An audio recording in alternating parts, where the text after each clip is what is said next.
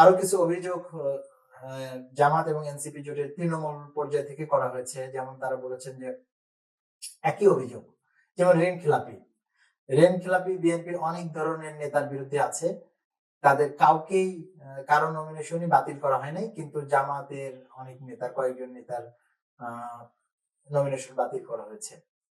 এরপরে হচ্ছে দ্বৈত নাগরিকত্ব নিয়েও তারা তৃণমূল থেকে অনেকে অভিযোগ করেছেন যে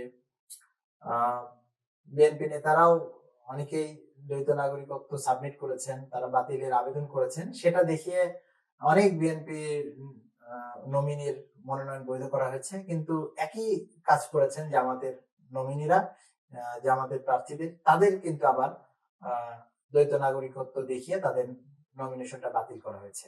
এটা হচ্ছে মোটা দাগে অভিযোগ। তো এখন আসেন যে এই যে অভিযোগগুলো, অভিযোগের সত্য মিথ্যা আপনারা যাচাই করে দেখবেন।